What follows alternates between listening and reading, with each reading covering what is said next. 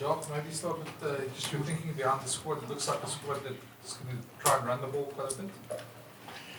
I don't know if it's a squad that will run the ball. That will probably be determined by what Argentina gives us in terms of defense. But no, I think, like we've mentioned last week, the key for us is obviously to balance performance and building and getting momentum within the squad on the field, but also balancing that with the fact that we want to get as much or spread as much minutes across the squad that we have as much as possible. And the key thing for us is to try and balance that between getting performance out of the team and winning matches, but also spreading the load between the players. Your back three there, some people might say you're going with two very short wingers, and that the aerial game is going to be quite important then. Your thoughts on that? Yeah, no, listen, I think probably one of the big things that we spoke about in our review was our kicking game against New Zealand, and obviously we were found a little bit short, which was probably out of character for us in terms of the contestable kicking game that New Zealand launched on us. And funny enough, that is I would say, one of the strengths of Argentina. They've got a very good contestable kicking game. So it's almost a double-edged sword. It's something we want to fix from New Zealand, but also something that we will have to fix playing against Argentina, because it's one of their strengths.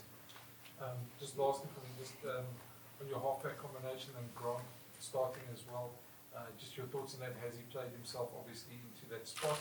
And then just about the rest of the scrum of Jaden and Herschel with their situation. Yeah, I think firstly let's start with the other scrum halves. I think we're fortunate, that we have 5 really quality scrum halves. And I think somebody asked me also during the week about Grant, and I think Grant, obviously the 2 games that he came off the bench, it's not only that, if last year when he didn't get opportunity, where he was probably number 4, number 5 in the pecking order because the other guys were all fit and they got game time and they got a break, how he trained, how he performed for his franchise. So it's not only, listen, how did Grant do during the last 2 test matches that he came off the bench. It's what he did since he's been in the mix with us, and that probably, and he's always been a guy that gave it his all, and he probably deserves the opportunity, and through things that happened to other scrum halves, he got the opportunity now, and he's definitely putting up his hand there. Grant, just from your side, how pleased are you to just get a lot of responses? It's an awesome opportunity. First of all, I think, like Coach Jacques has said now, I had to wait my turn, and finally I can go out there on Saturday and hopefully nail my role and help the team get a result. That's the most important thing.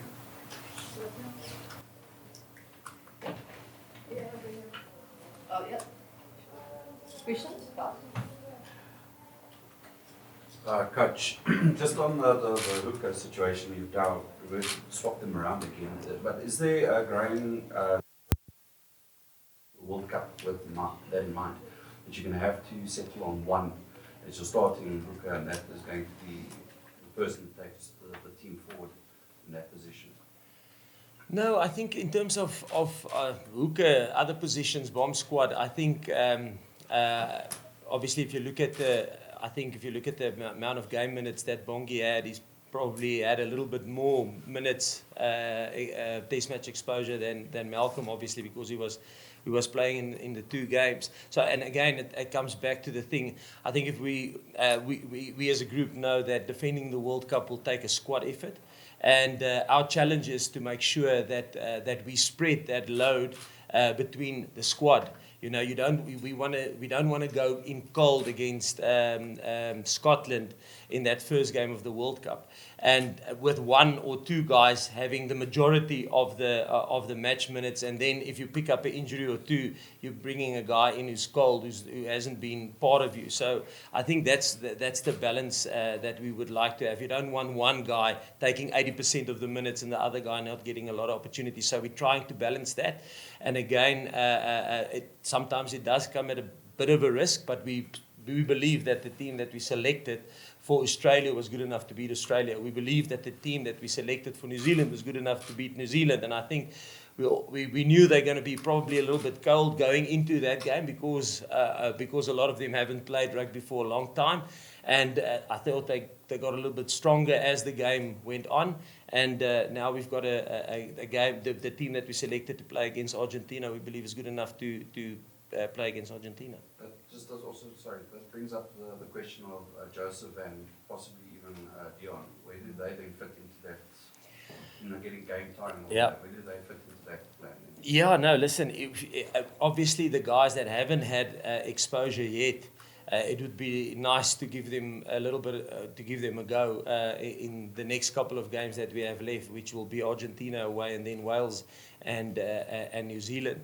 It would be great if that can be, but there's a lot of things that will determine that, momentum, form, injuries and stuff like that.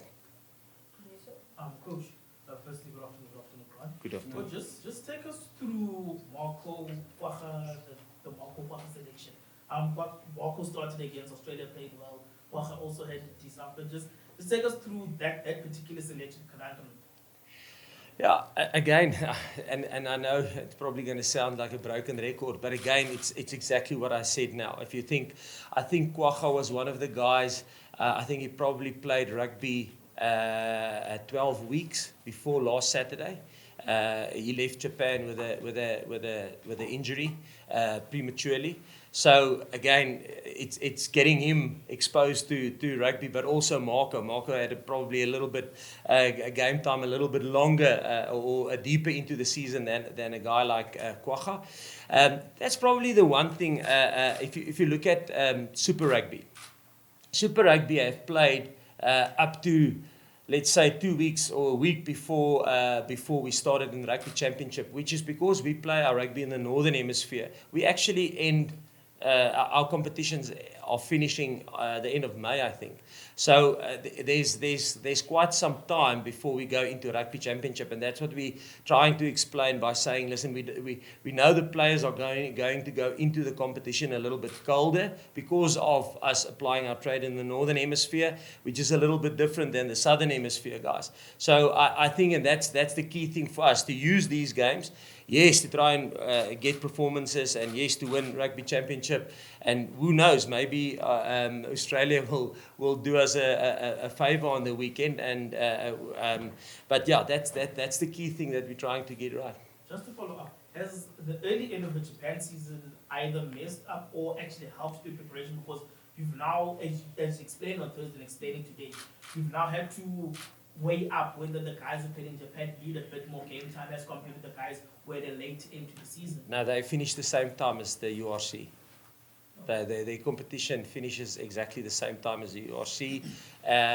It's only the top 14 in the Northern Hemisphere that continued later. So the URC Premiership and the Japan League, they all finished at the same time. I think under correction, I think the top 14 went a week or 2 weeks later than those two, than the other competition in the Northern Hemisphere. So no, they finished at exactly the same time. I'm just saying they're finishing prematurely to Super Rugby. Super Rugby carries on up to 2 weeks before the Rugby Championship, which is just, it's the Southern Hemisphere competition, and we're playing in the Northern Hemisphere competition. Just look, it's got pros and cons. The pros is your players get a little bit of a break of collisions. The cons are they're probably going to be a little bit cold going into a competition. But I think if you look at, I think we got stronger during the game against New Zealand. Same thing happened with us on the end of year tour last year when we went into into Ireland. They played European rugby the weekend before, where a lot of our guys haven't been played any rugby since after Rugby Championship. So it's just where we are, and I'm not saying it's a bad thing. There's pros and cons to it, but just to give you a bit of a backdrop. Fine. Joel, one of the interesting themes to have emerged in these past few weeks is that you were quite emphatic before the Australian game that you said Dwayne can actually fulfill both roles. You know, you guys are comfortable. You know that he can be a starter who can play 80, you can come on as an impact. So I'm not saying that you necessarily feel vindicated because you obviously had faith in him, but just how chuffed are you with how he's been basically answering every question essentially that's been asked of him in the past 3 weeks on the field? Dwayne, Dwayne, specifically. No, listen, Dwayne, I asked them on Friday, I think I asked them, the players, I think I've been working with Dwayne since 2006, and I think Kanan is 4 years old then. So, so we come a long way, as with some of the other players. So yeah, I'm happy for him, and that's Dwayne I know, and I've learned to know over from 2006 to now. And just a quick follow-up. I know it's a difficult and controversial question, but is he another example again that the broader rugby fraternity is still inclined to be a bit too biased against older guys, and that they tend to write them off a bit quicker than they really should? Yes, I don't think I'm... Clearly not from your side. Yeah. No, I don't know. I don't know if I don't know. In the Northern Hemisphere, there's players that will play up to 40, and older. I don't know how old the one is currently, but I mean, I think it depends. If you look at the professionalism of players now, and how they look after their bodies, and how they manage themselves, I think it's different than it was when I started in Super Rugby in 1999, and I think it's probably the players are more professional now. They look after their bodies, and that's why I think their careers last a little bit longer. Thank you. You mentioned the first couple of games of the Rugby Championship was 6-2, Yep. 5-3. Is that a case of this is specific to Argentina, or is it something you also want to inculcate with the players to get them used to? That listen, Rugby World Cup comes along, you've got to be flexible like that. No, 100%. I think going with a 6-2 or 5-3 bench.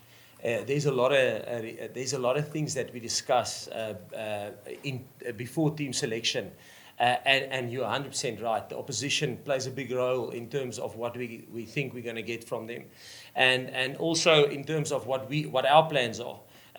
So that and we have to be flexible as a squad. Our plans won't necessarily be the same week in, week out because of the opposition that we face. So and then there's other roles, medical roles. If you sit with a player that maybe carries a little bit of a bump of the previous weekend, and you want to have injury cover for him, you're not 100% sure that he might finish the game, or you doubt something like that, then it might affect your decision. So I'm just using it as an example. It's not just it's team, the opposition we play. It's what we want to achieve as a team. But there's also other external factors that have an influence. Are we going to go 5-3 or 6-2? Okay. Congratulations, Grant, on your first start. Thank you so much. You've obviously made a big impact as a guy coming off the bench when the game has opened up a bit. Your pace and your eye for the gap. How has it gone this week, though, in terms of preparation for actually starting a game? I mean, there's obviously more game management issues that come into it. Obviously, kicking game, that sort of thing. I think it's been awesome. We had our kicking game session yesterday, so I think going forward we still have a couple more sessions left. But yeah, like I said, it's been awesome. I think the biggest thing for us, or for myself, is to nail my role. Like I said before, I just need to nail my role on Saturday and make sure that the team goes forward. Adding to that, are you confident that there's enough experience around Grant and Marnie on Saturday? Yeah, I think if you look at it, that's probably one of the strengths of our squad. I mean, there's strengths and weaknesses, but one of the strengths I would say is probably if you look at the team, if you look at the pack, there's some good experience there. Even with the guys coming off the bench, there's a lot of experience. And again, experience, yes, I think Grant probably on 3 tests now in his first start, but experience is something that our job is to give him during the week, to give him as much exposure of what he's going to get on Saturday, so that he he's happy and comfortable in the role that he has to fulfill, so that he doesn't have to think about that. He can just bring out his natural given talent and the thing that makes him special.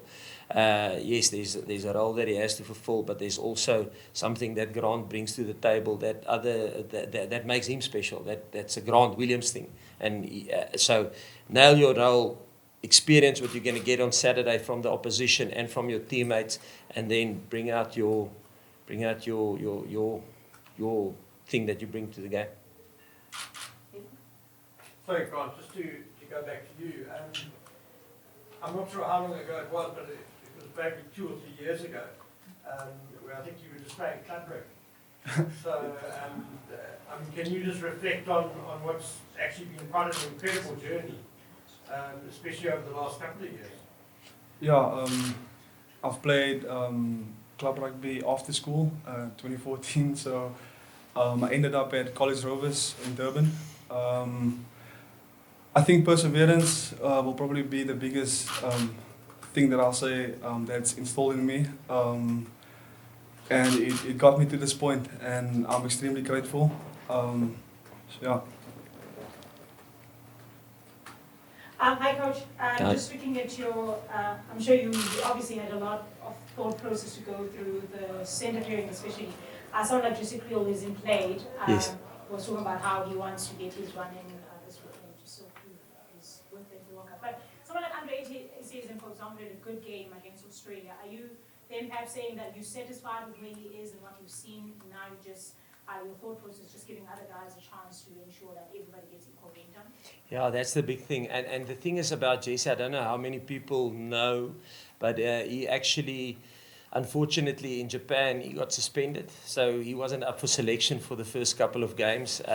So obviously, we had to wait for his suspension to be lifted before we could consider him for selection. And between Andre and Damien D'Alenda, I think, it's just managing the game time with the two. Andre have had a go with Mani before, and Damien will have a go with Mani now. So it's just getting combinations, different combinations, and spreading, like I've mentioned now, spreading trying to spread the game load amongst the squad. Because I think, if you think about it, we probably 39 fit players here currently in this group. And if you think the World Cup squad is going to be 33, so there's actually only 6 guys that's operating here that will not go to the World Cup. So the guys who's here, and as we know, if you think back in 2019, within the first game, there was 2 injuries. So of that 6 guys that's currently training here, that's fit, that let's say, won't make the World Cup squad. Probably 2 of them, a third, is going to go to the World Cup in anyway. So it is important for us to make sure that we get everybody, if it's possible, and that's in a plastic perfect world. If it's possible, you would like to get everybody experience in game minutes as much as you can. On a lighter note, Coach, sorry, Zina. Banyana lost your first World Cup match against Sweden. You guys both think that you about losing your first World Cup match. What sort of advice or encouragement or message you like to send to the girls ahead of their second match, which coincidentally happened to be against Japan? Argentina. Yes. Listen, I think they had a sterling performance. I mean, they lost at the end. You know, so it was a very competitive game. And the thing is just to focus on the. I would say when we lost against New Zealand, you create your own reality in terms of where you are, and just to stay focused and steadfast on your plan at hand, what you had drawn up before, and just to stay steadfast on that. Last English question, Ross. Jacques, how many players are you planning on sending to Argentina next week? And while you say you're trying to spread the load across the squad, are you also now looking at trying to sort of get the core together and giving them as much game time as they can going into the World Cup, or do you think you may make quite a large amount of changes for next week's game? Yeah, next week, I think for us traveling there, we'll definitely won't take all 40. I mean, it's just you'll fly there with a jet lag, and then you'll spend 3 or 4 days there, and then 2-3 days training, play a test match on Saturday, and then fly back. I think we'll probably go with a squad around about 26. Obviously 23 players that we will select, and then you'll have to take an extra prop. You'll have to take an extra hooker, because if somebody gets ill or get an injury, the test match can't happen if you don't have backups for them. And then we'll probably take an extra back. But I don't want to limit it to 26, there might be injuries and injury concerns, so we might be 27 or 28, but it won't be 35 guys going. So yes, that's the plan for going to Argentina. And hopefully we can build good momentum in this test match, and then it would be nice to give guys that haven't had a lot of time yet, or haven't had a game yet, it would be nice to give them a go against Argentina in Argentina, which will be a very tough game as well. Okay, cool guys, we can switch back to English if there's time, but let's do Afrikaans first. Percy? Jacques, goedemiddag, my dank is Jacques aan my groep, goedemiddag aan Grant. Jacques, ek vra myself te gedra as ek 'n mondvol vraag om verskoning af te doen. Ek weet een kans. Jacques, ek wil eers net vra, hoe met jou denkwyse agter die 23-tal? Wat wil jy om in hierdie wedstryd teen Argentina te kry? Soos jy gesê het, julle wil vir 'n gunsie uit die Australië en New Zealand wedstryd. So wat wil jy om in die wedstryd te kry? En laastens, ek weet jy het vir dit gesê, jy is nie 'n emosionele mens nie. Maar die realiteit is, die komende Saterdag by Ellis Park is waarskynlik as jou amptelike laaste wedstryd as nasionale afrigter op tennisbodem, is jy emosioneel daaroor. En Grant, kan ek vir jou vra terselfdertyd? Jy het gedeeltelik in Engels by die vraag beantwoord. Jy het 'n bietjie van 'n rollercoaster ride as jy daai Engels verduidelik het. Die laaste seisoen sien ons hoe keer die televisieskerms hardloop, want jy het baie goeie seisoen op in die UFC gehad. Wie is Grant Williams? Waar kom jy vandaan en kom jy so geduldige mens en veral op jou nasionale vlak? Kan ek eers gaan? Okay, wag, Percy, ek nou 'n mooi ding. Okay. Die eerste wat jy gevra het was my denkwyse agter die 23. Ja, Percy, ek dink die belangrike ding vir ons is alhoewel ons wil wen en momentum bou, want dis die maklikste manier om confidence in jou groep te kry. Wil ons ook seker maak dat ons die hoeveelheid wedstrydminute wat ons het soveel as moontlik, het gaan nie altyd perfek wees nie, maar ons wil hierdie groep wat ons hier het, wil ons soveel as moontlik minute gee, dat almal rugby gereed is, as ek dit so kan sê, as ons teen Skotland speel in die Wêreldbeker. Ons glo as 'n groep dat om die Wêreldbeker te verdedig, gaan 'n groep poging vat, jy weet, en ek het vroeër genoem, ons is tans 39 fikse spelers wat hier oefen. So as jy mooi dink, 33 gaan Wêreldbeker toe, en daar's tans fikse ouens, is daar net 6 ouens wat dit nie gaan maak nie.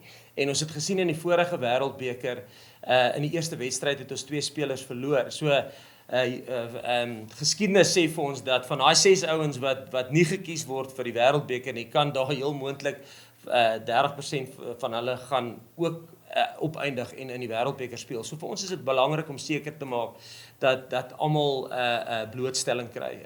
Soveel as moontlik blootstelling, en ek sê weer sonder daar's altyd 'n bietjie risiko met dit verbonde, maar ons glo dat die span wat ons gekies het is goed genoeg om Argentinië te wen. En dan oor die emosionele ding, ja,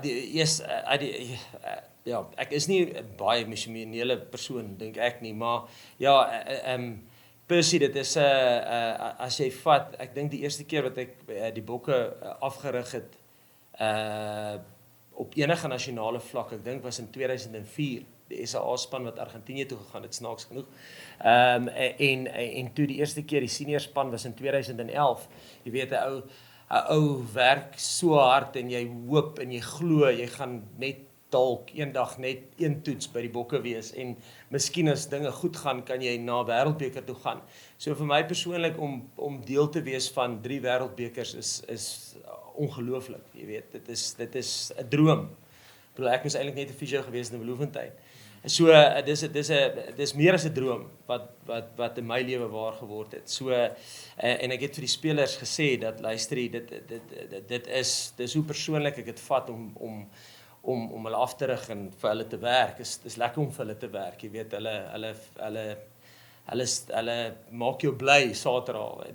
Dis lekker en waar. So dit gaan 'n bietjie emosioneel wees dink ek, maar dis nie te sê dis hopelik is dit nie te sê dat dit die laaste keer is nie. Dit is mens weet nooit wat vorentoe gebeur nie. Ek bedoel baie dinge gebeur in rugby. So ou weet nooit. Ja, precies. Ek van die Kaap, Parel. Ja, ek dink ek het dit nou in Engels geantwoord, maar ek dink ek het die geduld gehad van klub rugby af om my eerste bokkamp was in 2021. Ek dink dit was 'n blessing in disguise om nie so gou te speel nie, want ek dink ek was reg hier. Ek dink ek het finally kan ek sê ek is gereed om internasionale rugby te speel en dit veg baie om deur alles te fight en tot by die punt te kom, maar ek is dankbaar vir die geleentheid eerstens en dan vir die management om my te back om te speel die naweek, asook Australië en New Zealand en ja, ek is net dankbaar vir die opportunity, vir die geleentheid. Waar is die goeie seisoen toe die Afrika seisoen? Sorry? Waar aanskryf jy jou goeie seisoen toe? Ek dink ek is vir die eerste keer gesond, as ek dit so stel. Ek het baie niggles gehad, ek dink Mani kan verduidelik, want hy was ook by die Sharks. Maar ek het baie gesukkel met klein goedjies en dit is die eerste keer wat ek 'n seisoen speel sonder enige besering en dit is ook 'n blessing vir my. We'll take the last question over there. Jy het net gepraat daaroor in Engels. Mense kan Afrikaans net vra bietjie meer daaroor uit te brei. Eerstens oor die Japaneese spelers, die JC en Faf. Is jy tevrede dat die standaard van rugby wat hulle daar speel, hulle in staat stel om jou in staat te stel om hulle in te blend? Of moet ek luister na wat jy gesê het oor die wedstryd vir sy die kondisionering en soos wat 'n toernooi sal aangaan of die wedstryde sal aangaan, hulle beter sal word? Wil ek net eers met daai deel antwoord, dan wil ek 'n tweede deel vra oor die opvolgwedstryd volgende naweek teen die Argentyne in Argentinië. Ja, ek dink as 'n ou kyk, ja, eerstens die standaard van die Japaneese liga. Ek dink en moet my nie verkeerd verstaan is al wat ek probeer sê het van die Japan liga, hy eindig dieselfde tyd as wat die URC eindig, wat Premiership rugby eindig. So wanneer Andre hulle klaar gemaak het, wanneer Kitsie hulle klaar gemaak het wat vir die Stormers gespeel het, wanneer Grant hulle klaar gemaak het, die Japaneese liga eindig dieselfde tyd. Wat anders is as Super Rugby. Super Rugby gaan nog 4 weke aan na dit. Hulle eindig net 2 weke voor rugby kampioenskappe. So dan die kwaliteit van die kompetisie van die Japaneese liga. Ek dink as 'n ou gaan kyk na ou soos Pieter Steff en hoe hy speel en 'n ou gaan kyk na ou soos Malcolm en 'n ou gaan kyk na Loot hulle. Ek dink dis 'n ander kompetisie. So ek dink dis hulle die vaardighede wat hulle daaraan blootgestel word is miskien bietjie anderste as in URC. Dis maar net hoe hulle die kompetisie speel. Wat vir ons 'n goeie ding is, jy weet, ons hou daarvan dat hulle vaardighede op 'n ander manier ontwikkel word daar as wat dit sal wees in URC, as wat dit is in top 14, as wat dit is in Super Rugby. So ja, nee, ek dink daar's niks fout met daai kompetisie nie. En dan Tweede vraag wil ek net vra op die opvolg op wat jy Engels gevra het. Jy sê dat in Argentinië is daar moontlikheid dat die ouens wat nog nie gespeel het, nie speelgeleentheid gekry het nie, dat hulle waarskynlik oorweeg sal word. Yep. Gaan jy hierdie wedstryd wat Saterdag kom eksperimenteer met hierdie span of volgende naweek eksperimenteer met die span? Nee, ek dink nie dis eksperimenteer nie. Ek dink ons het vooraf besluit ons wil, soos ek gesê het, ons probeer soveel as moontlik minute kry en hierdie minute, as jy vat, hoeveel het ons 4 wedstryde in rugby kampioenskappe, om soveel as moontlik om dit so naby as moontlik gelyk te verdeel onder die spelers. Dis nie moontlik nie. Dis onmoontlik as jy sit met 42 spelers. Maar ons probeer so ver as moontlik dit doen. Ek sal sê, ja, dit sal lekker wees om die ouens wat nog nie geleentheid te kry nie, om hulle volgende naweek 'n wedstryd te gee, want obviously hulle oefen die hele tyd al saam met ons. So ek dink hulle verdien 'n kans, ja.